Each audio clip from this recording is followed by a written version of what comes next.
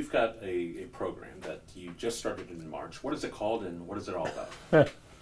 It's called Stories from the Crossroads, brought to you by the History Museum on the Square. And it's an hour-long radio program. We talk about history, about things that have happened around the city, about things that are happening now that are of historic impact, and interview a lot of fascinating people that tell stories about their companies or their families or whatever. And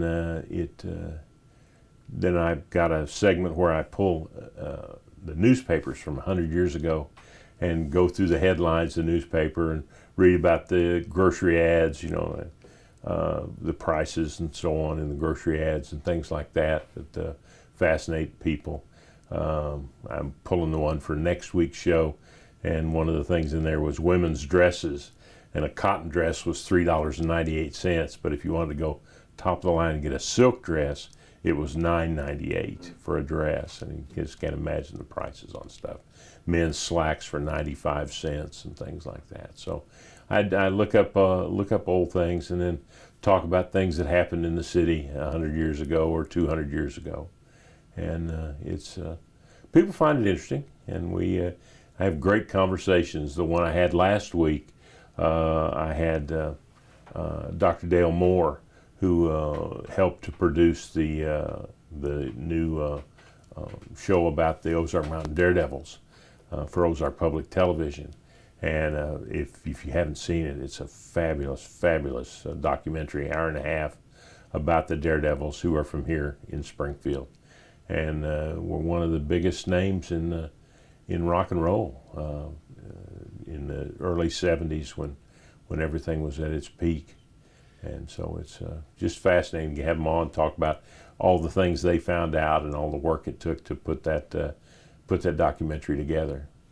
So in your conversation with him, did he bring up some stuff that he wasn't able to put in or things like that? Not so much that he wasn't able to put in. There were some things. It's a matter of time. They spent over 500 hours of editing hours putting it all together. The way they formatted the show was really fascinating. They did it individually. They talked to each individual that had participated in the Daredevils at times, and talked to each one of them, and then they kind of, through their editing, knitted that all together along with, they had wonderful clips from like the BBC when they played and when they were in London, and interviews with Glenn John, who is an amazing, famous record producer from London who worked with the Eagles and the Beatles and the Rolling Stones, and also did the first record for the Ozark Mountain Daredevils. And so he talked about how impressed he was with them when he first heard them, and that's why he went ahead and brought them to London, and they did their first recordings in his studio in London. And fascinating stuff. Did he mention anything that surprised you? Not too much. I was pretty familiar with them, and most of them are my age and people that I went to school with or around. So not a lot of surprises, but a lot of great memories.